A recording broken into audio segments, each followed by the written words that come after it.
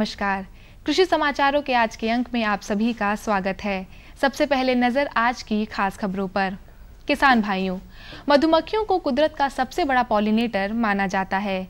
मधुमक्खियां अगर ना हो तो कई किस्म के अनाजों, फलों और सब्जियों का उत्पादन ठप हो सकता है। हाल के वर्षों में भारत सहित दुनिया के तमाम देशों में मधुमक्खियों की आबादी तेजी से कम हो रही है। क्लाइमेट में परिवर्तन, कीटनाशकों का अत्यधिक प्रयोग और मोबाइल टावरों से निकलने वाले रेडिएशन इनकी मौत के जिम्मेदार माने जा रहे हैं। भारत सरकार एक ऐसे पेस्टिसाइड पर रोक लगाने पर विचार कर रही है जिसे मधुमक्खियों के लिए खतरा माना जा रहा है। इस पेस्टिसाइड का नाम है इमिडाक्लोप्रिड। इसका प्रयोग फसल को कीटों से बचाने के लिए प्रयोग किया जाता है। जब मधुमक्खियां इस पेस्टिसाइड के संपर्क में आती हैं तो यह उनके लिए जानलेवा बन जाता है। किसान भाइयों, आपको बताते चलें, अमेरिका, ब्रिटेन और यूरोप के कई देश इस इमिडाक्लोप्रिड नामक पेस्टिसाइड पर बैन लगा चुके हैं। किसान भाइयों, भारत सरकार ने रबी सीजन के लिए लगभग 9.5 करोड़ टन गेहूं की पैदावार का लक्ष्य निर्धारित किया है। मॉनसून की बेरुखी के चलते खरीफ खेती की उपज में कमी आने के चलते कृषि मंत्रालय ने पूरा जोर रबी फसलों के उत्पादन पर डाला है। इसके लिए आयोजित रबी फसल की तैयारी सम्मेलन में राज्यों की जरूरतों को ध्यान में रखते हुए राज्यों को हर संभव मदद मुहैया करने का फैसला लिया गया है। मॉनसून की बेरुखी के चलते लगभग 34 लाख हेक्टेयर में बुवाई नहीं हो सकी।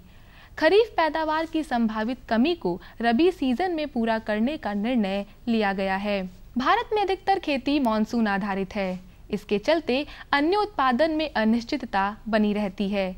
इससे भी बड़ा जोखिम बाजार में मूल्य को लेकर रहता है। इससे किसानों की आय में उतार चढ़ाव बना रहता है। उपज और मूल्य जैसे जोखिम से खेती घाटे का सौदा बनकर रह गई है। उपज और मूल्य की एकल नीति तंत्र के माध्यम से किसानों के नुकसान को पूरा करने, दैवीय प्रकोप, बाढ़, सूखा, रोगों से चौपट होने वाली फसलों आदि के एवज में किसानों को नुकसान से बचाने के लिए ही भारत सरकार ने कृषि आय बीमा योजना शुरू करने का निर्णय लिया है। इस बीमा योजना से छोटे और मझोले किसानों को लाभ मिलेगा। कानपुर और आसपास के दूर दराज के गांवों के किसानों को अब उन्नतशील बीजों के लिए बीज गोदामों का चक्कर नहीं लगाना पड़ रहा है। चंद्रशेखर आजाद कृषि एवं प्रौद्योगिकी विश्वविद्यालय कानपुर ने किसानों के घर तक बीज पहुंचाने के लिए बीज वाहन योजना बनाई है। इस योजना के तहत 2 बीज विक्रय वाहन जोड़े गए हैं। किसानों को ये उन्नत बीज पंचायत स्तर पर मुहैया कराए जा रहे हैं। इस योजना में किसानों को ग्राम पंचायत के अनुमोदन पर बीज उपलब्ध कराए जा रहे हैं। अभी तक 2 दर्जन से अधिक गांव के किसान इन उन्नत बीजों का लाभ उठा चुके हैं। विश्वविद्यालय के सूत्रों के अनुसार किसानों की बढ़ती संख्या को देखते हुए बीज वाहन संख्या बढ़ाने पर विचार किया जा रहा है। लखनऊ में आगामी 12 से 15 नवंबर तक मत्स्य पालन और उससे जुड़े विषयों पर सबसे बड़ा मेला लगने जा रहा है। इस मेले में देश विदेश से लगभग 1000 से अधिक मत्स्य वैज्ञानिक भाग लेंगे। उत्तर भारत में पहली बार फिशरीज पर बड़े स्तर पर सेमिनार होने जा रहा है। आपको बताते चलें कि उत्तर प्रदेश सरकार ने मत्स्य पालन को कृषि का दर्जा दे रखा है। इस Indian fisheries and aquaculture forum में शामिल होने के लिए 30 सितंबर तक रजिस्ट्रेशन कराया जा सकता है। फिशरीज के इस मेले में भाग लेने के लिए www.10ifaf.in पर ऑनलाइन रजिस्ट्रेशन कराया जा सकता है। सी मैप लखनऊ में बिहार के थारू जनजाति को आत्मनिर्भर बनाने के लिए 3 दिनों तक औषधीय पौधों की खेती करने के लिए प्रोत्साहित और प्रशिक्षित किया। इस प्रशिक्षण में 40 आदिवासी किसानों को मेंथा, आर्टिमिसिया, सतावर, कालमेघ, सर्पगंधा, खस आदि औषधीय पौधों की खेती की जानकारी दी गई। उल्लेखनीय है कि बिहार के चंपारण जिले से आए थारू जनजाति के लोगों ने रुचि से प्रशिक्षण लिया। किसान भाइयों, तो ये थे आज के कुछ प्रमुख कृषि समाचार। अब आइए जानकारी लेते हैं खेती बाड़ी की कुछ समसामयिक बातों की। धान की फसल को तना छेदक कीट से बचाव के लिए क्लोरपाइरिफॉस 20 EC 1.5 लीटर की मात्रा को 600 लीटर पानी में घोलकर प्रति हेक्टेयर की दर से छिड़काव करें। धान को फुदका कीट से बचाने के लिए मोनोक्रोटोफॉस 36 EC की 1 लीटर की मात्रा को 800 लीटर पानी में घोलकर प्रति हेक्टेयर की दर से छिड़काव करें। खेत की मेड़ों पर खरपतवार नियंत्रित करते रहें। मित्र कीटों जैसे मकड़ियों, मिरिड बग व लेडी बर्ड भृंग का संरक्षण करें। किसान भाइयों, धान में बालियां फूटने तथा फूल निकलते समय पर्याप्त नमी बनाए रखें। मक्के की फसल यदि सिल्किंग स्टेज यानी नर मंजरी की स्थिति में हो तो नाइट्रोजन की अवशेष चौथाई मात्रा की टॉप ड्रेसिंग करें। तोरिया की भवानी प्रजाति की बुआई इस सप्ताह कर सकते हैं। बीज जनित और भूमि जनित रोगों से बचाव के लिए उपचारित और प्रमाणित बीज ही बोएं। बीज के उपचार के लिए 2.5 ग्राम थिरम प्रति किलोग्राम बीज की दर से उपचारित करें। आलू की अच्छी पैदावार लेने के लिए अगेती किस्मों, कुफरी चंद्रमुखी, कुफरी बहार, कुफरी अशोका जैसी किस्मों की बुआई समुचित नमी पर 25 सितंबर से शुरू कर सकते हैं। बुआई के 7 से 8 दिन पहले शीतगृह से निकालें। बुआई से पहले आलू के कंदों को बोरिक एसिड 3% घोल में 30 मिनट तक उपचारित करके छायादार स्थान में सुखाकर अंकुरण के लिए बोरों में भरें। अंकुरण के बाद बुवाई करें। किसान भाइयों, अंकुरित आलू बीज को उपचारित ना करें। रेशम कीट पालकों को सलाह दी जाती है कि रेशम कीट पालन के लिए शहतूत या अर्जुन की 3 फीट से अधिक ऊंचाई की पौध तैयार गड्ढों में रोपित करें।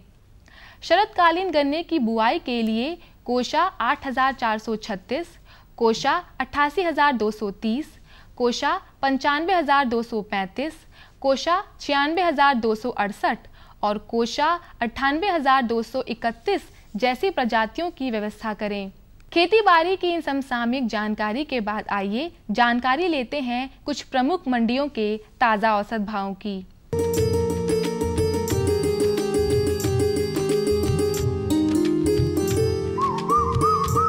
गेहूं कासगंज की मंडी में 1420 रुपए, डिवाई की मंडी में 1465 रुपए, बरेली की मंडी में 1480 रुपए और सहारनपुर की मंडी में 1470 रुपए प्रति क्विंटल के भाव रहा। चावल कासगंज की मंडी में 2065 रुपए, डिवाई की मंडी में 2060 रुपए, बरेली की मंडी में 2180 रुपए और सहारनपुर की मंडी में 2170 रुपए प्रति क्विंटल के भाव बिका।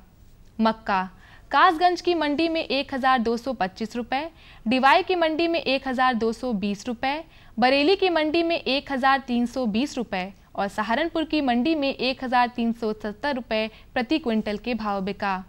चना डिवाई की मंडी में 3360 रुपए, बरेली की मंडी में 3175 रुपए और सहारनपुर की मंडी में 3600 रुपए प्रति क्विंटल के भाव बिका। तिलहन में सरसों कासगंज की मंडी में 3145 रुपए, डिवाई की मंडी में 3210 रुपए, बरेली की मंडी में 3180 रुपए और सहारनपुर की मंडी में 3315 रुपए प्रति क्विंटल के भाव रहा। गुड़ कासगंज की मंडी में 3180 रुपए, डिवाई की मंडी में 2970 रुपए, बरेली की मंडी में 3120 रुपए और सहारनपुर की मंडी में 2980 रुपए प्रति क्विंटल के भाव बिका। अब आइए जानकारी लेते हैं कुछ सब्जियों के मंडी भाव की। आलू कासगंज की मंडी में 1740 रुपए, डिवाई की मंडी में 1700 रुपए, बरेली की मंडी में 1750 रुपए और सहारनपुर की मंडी में 1930 रुपए प्रति क्विंटल के भाव बिका। प्याज कासगंज की मंडी में 1585 रुपए, डिवाई की मंडी में 1950 रुपए, बरेली की मंडी में 1700 रुपए और सहारनपुर की मंडी में 1500 रुपए प्रति क्विंटल के भाव बिका। टमाटर कासगंज की मंडी में 2280 रुपए, डिवाई की मंडी में 2450 रुपए, बरेली की मंडी में 2250 रुपए और सहारनपुर की मंडी में 1980 रुपए प्रति क्विंटल के भाव बिका। भिंडी कासगंज की मंडी में 510 रुपए, डिवाई की मंडी में 1050 रुपए, बरेली की मंडी में 1300 रुपए प्रति क्विंटल के भाव रहा। फलों की बात करें तो सेब डिवाई की मंडी में 4700 रुपए, बरेली की मंडी में 4,650 रुपये, सहारनपुर की मंडी में 4,150 रुपये प्रति क्विंटल के भाव बिका।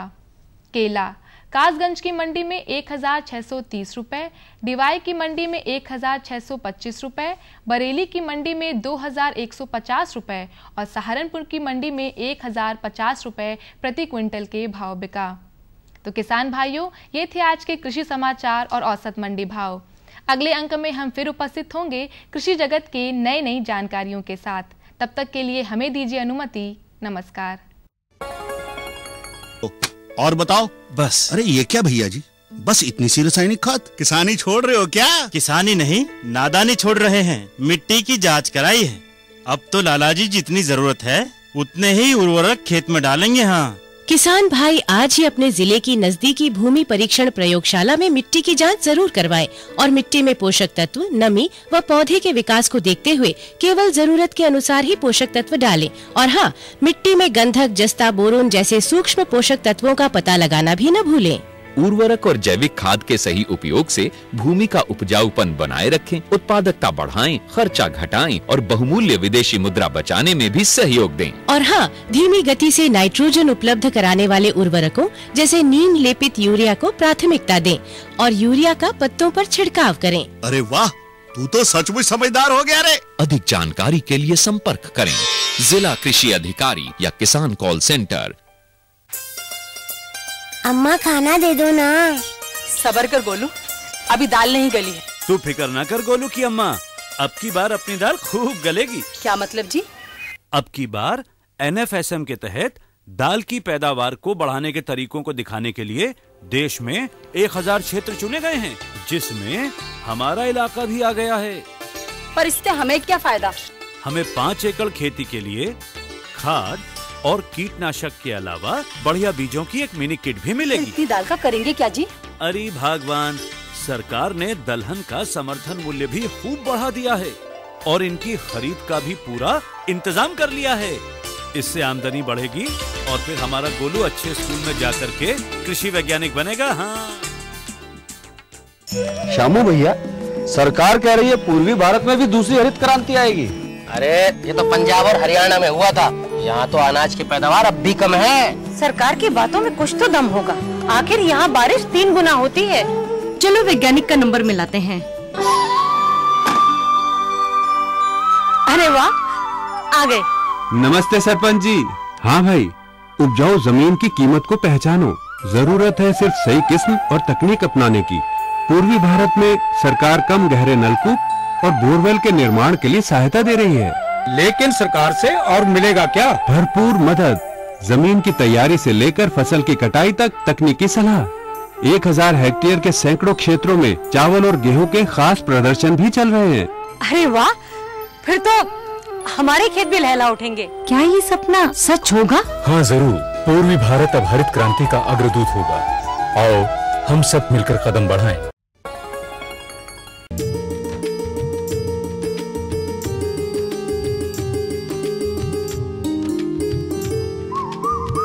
कृषि समाचार के बाद एक बार पुनः आपका कृषि दर्शन कार्यक्रम में स्वागत है। बहनों भाइयों, कहते हैं खेती पाती विनती और घोड़े की तंग, अपने हाथ संवारिए चाहे लाख लोग हों संग। खेती करना, पत्र लिखना, प्रार्थना करना और घोड़े की जीन को संभालना, यह कार्य व्यक्ति को स्वयं करने चाहिए। इसके लिए किसी पर निर्भर नहीं रहना चाहिए। अगर हम खेती किसानी कर रहे हैं तो बहनों भाइयों, हमें अपनी फसल का निरीक्षण समय समय पर अवश्य करते रहना चाहिए, ताकि हमें पता लग सके कहीं किसी रोग अथवा कीट का प्रकोप तो नहीं हो रहा। अगर हो रहा है तो तुरंत ही उचित जानकारी के साथ उसका निवारण करें। तो इसी परिप्रेक्ष्य में आज हम आपको जानकारी दिलवाने जा रहे हैं धान में फसल सुरक्षा, और इस विषय पर जानकारी देने के लिए आज हमारे बीच में उपस्थित हैं कृषि भवन लखनऊ के प्राविधिक अधिकारी डॉक्टर प्रभाकर सिंह जी। डॉक्टर साहब, आपका बहुत बहुत स्वागत है। धन्यवाद। डॉक्टर साहब, धान हमारी खरीफ की प्रमुख फसल है और हमारी इस फसल में फसल सुरक्षा का क्या महत्व है? देखिए, धान हमारे उत्तर प्रदेश में प्राय ऐसे जलवायु में ली जाती है जिस समय मौसम बहुत ही गर्म होता है और साथ साथ नमी बहुत ज़्यादा होती है। तो जब गर्मी ज़्यादा होती है और नमी ज़्यादा होती है तो यह मौसम कीटों के लिए, रोगों के लिए, बढ़ने के लिए इनके बहुत ही उपयुक्त समझा जाता है। इसलिए जो भी हमारी फसलें हैं सब पर रोग और कीटों का प्रकोप बहुत अधिक होता है। उसी क्रम में धान भी हमारा बहुत अधिक प्रभावित होता है। जी, तो धान में डॉक्टर साहब कौन कौन से रोग हैं जो हो सकते हैं और इन्हें हम कैसे पहचान करें और निवारण कैसे करें? देखिए, धान में जो है सबसे पहले मैं बता दूं, प्राय किसान भाई देखते होंगे कि एक सफ़ेदा रोग लगता है जी, जो कि नर्सरी में लगता है। नर्सरी में लगता है, इसमें क्या होता है कि जो पौधे होते हैं वो सफ़ेद रंग के दिखाई देने लगते हैं। यह रोग जो है लोहे की कमी के कारण होता है। इसमें किसान भाइयों को ये चाहिए कि वो जो है 5 किलोग्राम फेरस सल्फेट और 20 किलोग्राम यूरिया का 1000 लीटर पानी में घोल बना करके छिड़काव करें, तो इससे उनको इस रोग से बचाव में आसानी होती है। साथ ही दूसरा रोग एक फैलता है जो भी तत्व की कमी के कारण होता है, काफ़ी व्यापक पैमाने पर होता है, ये खैरा रोग कहलाता है। ये प्राय हमारे तराई क्षेत्रों में बहुतायत में देखा जाता है। जिस समय हमारी रुपाई होती है उसके 10-15 दिन के बाद फसलें बहुत ही पीली दिखाई देती हैं और बाद में उस पर कत्थई रंग के धब्बे दिखाई देने लगते हैं। जब कत्थई रंग के धब्बे दिखाई देने लगते हैं तो यहाँ पर जिंक की कमी है। उससे तत्काल निपटने के लिए किसान भाइयों को जिंक सल्फेट 5 किलोग्राम और यूरिया 20 किलोग्राम 1000 लीटर पानी में मिला करके अपनी फसल पर छिड़काव करना चाहिए। और इससे बचने का सबसे अच्छा उपाय ये है कि किसान भाई रुपाई के पूर्व ही जिंक सल्फेट का प्रयोग कर लें। अंतिम जुताई के समय ही, जिस समय खेत की तैयारी करते हैं, उसी समय 20-25 किलोग्राम प्रति हेक्टेयर की दर से जिंक सल्फेट की मात्रा का प्रयोग कर लें तो खैरा रोग से बचाव हो जाएगा। इसके साथ ही आगे इसमें कुछ जो है कवक से फैलने वाले और कुछ जीवाणु से फैलने वाले रोग होते हैं।